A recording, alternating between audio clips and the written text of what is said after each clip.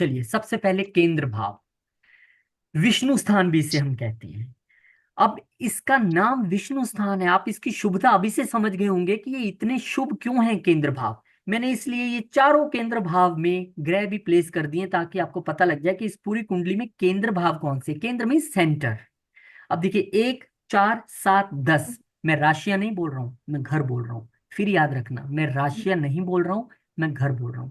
पहला घर, चौथा घर, सातवां घर, 10वां घर, ये चारों हमारे हैं विष्णु स्थान, यानी कि केंद्र के घर हैं। बहुत इंपॉर्टेंस है इनकी। अब जब मैं इनकी बात करूंगा तो आपका रिवीजन भी हो जाएगा, क्योंकि हमने पहले किया ही था उस दिन। हम प्रथम भाव को, ये सबसे बड़ा हीरो है हमारी कुंडली का, फर्स्ट हाउस, सबसे बड़ा हीरो। ये चल गया तो आपकी पूरी पिक्चर चल जाएगी जिंदगी की, और ये फ्लॉप हुआ या इसको कुछ हुआ तो पूरी पिक्चर डिस्टर्ब हो जाएगी। इसलिए इसको कभी इग्नोर मत करना, फर्स्ट हाउस। अब प्रथम भाव क्या है, हमने देखा था उस दिन, हमारा पर्सनैलिटी, स्वभाव, शारीरिक संरचना, जीवन की दिशा, ये हमें दर्शाता है। इस व्यक्ति का सहज स्वभाव होगा कि तीखा स्वभाव होगा। जैसे अभी मेरे से पूछ रहे थे कि राहु मंगल चतुर्थ में है। अगर किसी के राहु मंगल फर्स्ट में आ जाए, बंदा बहुत लड़ाका होगा। बंदा, आप बोलोगे सामने से तो ये आपको ऐसे जवाब देगा कि आप सोच नहीं पाओगे कि बोल रहा है कि लड़ रहा है मेरे साथ। राहु मंगल है तो इस बंदे का अंगारक योग है, तो ये इसके फेस पे भी कभी ना कभी आग से रिलेटेड ऐसी कोई घटना घट सकती है। इतनी फर्स्ट हाउस की मैं बता रहा हूँ कि अगर फर्स्ट हाउस में हो जाए तो फर्स्ट हाउस हमारी कुंडली का बेस है, सबसे बड़ा बेस। इसलिए ये पहला केंद्र स्थान है।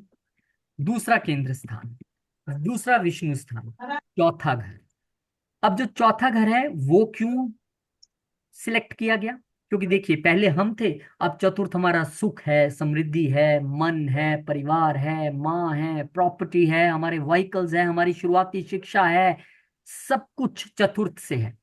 अब आप ये ध्यान रखना कि कुंडली को किस तरह से ऋषि पराशर जी ने डिवाइड किया है महत्वता के हिसाब से। और जब हम शुभ घरों की बात करेंगे तो जो हमारे केंद्र के घर होंगे चार, और त्रिकोण के तीन, जिसने हम लक्ष्मी स्थान कहेंगे, ये सबसे ज्यादा शुभ है।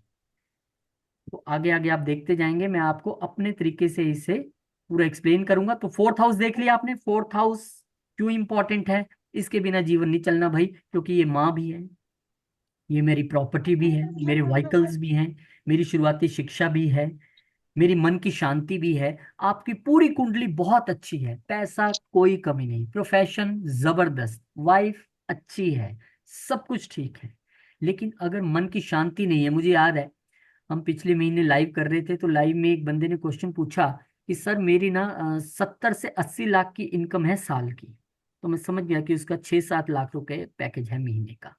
उसमें मतलब सब कुछ है मेरे पास सर, पर मन की शांति नहीं है।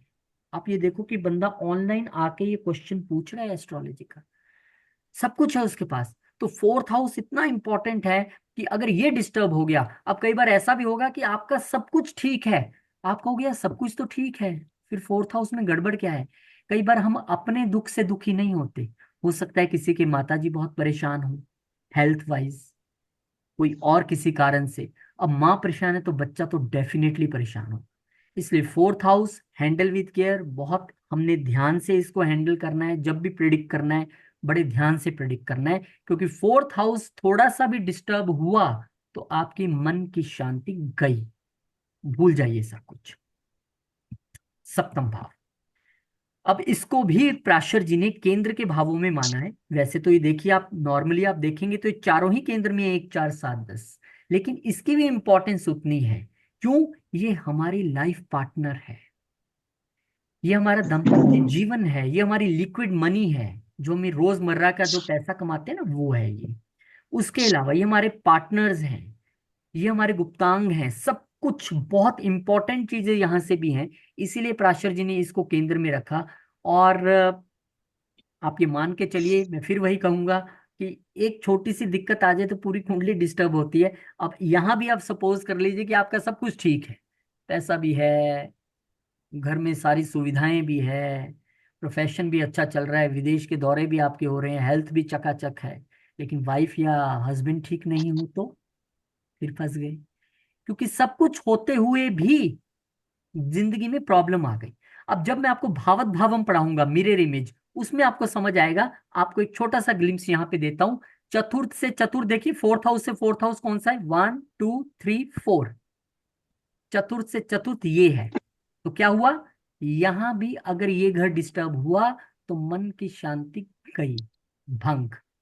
तो इसीलिए इसको भी ऋषि पराशर जी ने केंद्र का घर कहा है। और चौथा केंद्र का घर कौन सा है? 4 केंद्र हैं। ये आ गया हमारा प्रोफेशन। ये हमारा प्रोफेशन भी है, हमारा जो बॉस है कैसा होगा वो भी हम वहीं से देखते हैं। हमारे संपूर्ण जीवन का कर्म है ये, वो भी हम यहीं से देखते हैं। आपकी कामकाजी दिशा, कौन से प्रोफेशन में जाएंगे नहीं जाएंगे, कैसा काम चलेगा, कब ब्रेक आएगी, कब आप अप जाएंगे, कितनी प्रतिष्ठा मिलेगी, कितना आपका नाम होगा, कितनी आप फेम पाएंगे जिंदगी में, सब कुछ यहाँ से पता लगता है। अब ये भी केंद्र भाव है। अब इन 4 केंद्रों को आप ये मानिए कि ये 4 मेन पिल्लर हैं जिसपे पूरा आपका बर्थ चार्ट खड़ा है। पर क्या पिल्लर्स खड़े होने से पूरा घर ओके हो गया? नहीं, और बहुत सारे पार्ट होते हैं घर के। लेकिन 1 4 7 10 हमारे मेन केंद्र भाव हैं, विष्णु स्थान है। याद रखिएगा, जब भी किसी की कुंडली देखेंगे या अपनी कुंडली देखें, अगर इन घरों में ग्रह हैं, किसी के चारों केंद्र भरे हैं, उत्तम, बहुत कम होता है किसी के चारों केंद्रों में ग्रह हो। आकाश जी हैं, उनकी बेटी के चारों केंद्रों में ग्रह हैं, बहुत अच्छी कुंडली है उसकी। तो आपके अगर यहाँ पर ग्रह हैं, बहुत अच्छी बात है, पहले तो खुश हो जाइए कि मेरे केंद्र भरे हुए हैं। अब यहाँ पे भी एक छोटा सा स्टार है। वो ग्रह अगर क्रूर ग्रह है तो दिक्कत आएगी। वो ग्रह अगर 6 8 12 से जुड़े हैं, यानी कि बुरे ग्रहों के यहाँ पर आ गए, तब भी दिक्कत है। लेकिन केंद्र में ग्रह होने इंपॉर्टेंट है।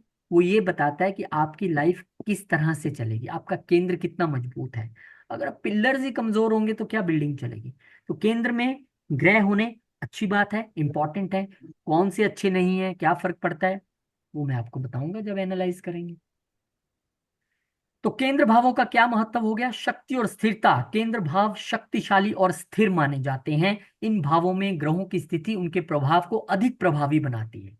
शुक्र जैसा ग्रह, गुरु जैसा ग्रह, चंद्रमा जैसा ग्रह, बुध जैसा ग्रह जब यहाँ पे आ जाते हैं तो वो और ज्यादा शक्तिशाली हो जाते हैं, क्योंकि ये शुभ ग्रह हैं, शुभ घर में आ गए। इनको हम शुभ घर भी कह सकते हैं कि शुभ घर है। दिशात्मक शक्ति। प्रत्येक केंद्र भाव की अपनी एक दिशा है जो जीवन के विभिन्न पहलुओं में योगदान करती है, जैसे कि पहचान, संबंध, करियर, यही सारी चीजें मैंने आपको बताई। केंद्र भावों में स्थित ग्रह अन्य भावों को समर्थन प्रदान कर सकते हैं, जिससे उनकी सकारात्मक विशेषताओं को बढ़ावा मिलता है। आपकी कुंडली में केंद्र में अच्छे ग्रह हैं, केंद्र आपके मजबूत हैं, कहीं से कोई प्रॉब्लम भी है कुंडली में, कोई ग्रह वीक भी पड़ गया बाकी वाला, तो ये संभाल लेंगे। क्योंकि एक ऐसे ग्रह की दशा आ गई जो केंद्र में बैठा है, मजबूत है, वो आपको अपनी दशा में बहुत कुछ दे जाएगा। सो केंद्र मजबूत होना वेरी वेरी वेरी इंपॉर्टेंट। जब केंद्र डिस्टर्ब होते हैं तो हम डिस्टर्ब होते हैं, क्योंकि ये वो 4 पिल्लर हैं जिन पे हमारी पूरी कुंडली है। मतलब हम भी ठीक रहें, पहला घर, हमारे पास सब कुछ व्यवस्था भी रहे, मेटेरियलिज्म के तौर पे घर गाड़ी सब रहे, चौथा घर, हमारी लाइफ पार्टनर भी अच्छी हो ताकि जिंदगी अच्छी चले, सेवंथ, और हमारा कर्म जहां से सब कुछ कमाना है हमने वो भी अच्छा चले। तो ये थे हैं आपके 4 केंद्र स्थान। आगे आ जाइए। केंद्र इतना इंपॉर्टेंट क्यों है? क्योंकि जब हम आगे चल के अगली क्लासेस में पढ़ेंगे ना कि राजयोग कितने बन रहे हैं कुंडली में, तो भाई बहुत इंपॉर्टेंट है।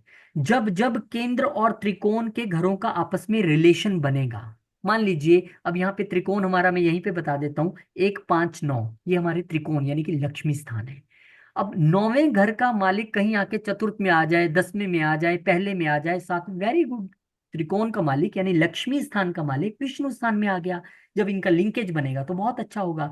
तो यही घर हमें आके चल के ये बताने वाले हैं कि कितने राजयोग किसकी कुंडली में है। एक बात याद रखिए, पराशर जी ने बहुत सारे राजयोग बताए हैं। और अगर एक रिक्शे वाला भी है या एक व्यक्ति जो छोटे से चाय का ठेला लगाता है, उसकी कुंडली में भी 2 4 5 राजयोग तो होने ही हैं। क्योंकि अगर किसकी कुंडली में ये नहीं होगा तो वो खाना नहीं खा पाएगा, वो सरवाइव नहीं कर पाएगा। तो हाँ, जिसकी कुंडली में बहुत ज्यादा हो, 10 हो सकते हैं, 12 हो सकते हैं, 15 हो सकते हैं, बहुत अच्छी बात है। जितने राजयोग उतना अच्छा। लेकिन उससे भी इंपॉर्टेंट, ये राजयोग फलित तब होंगे जब उनकी दशा है। आप ये नहीं कह सकते यार एक बात बताओ, मेरी कुंडली में तो 15 15 राज हो गए, मुझे कुछ रिजल्ट क्यों नहीं मिल रहा? अभी इसकी दशा ही नहीं आई। जब दशा आएगी तो डेफिनेटली रिजल्ट भी देगा। तो ये आपके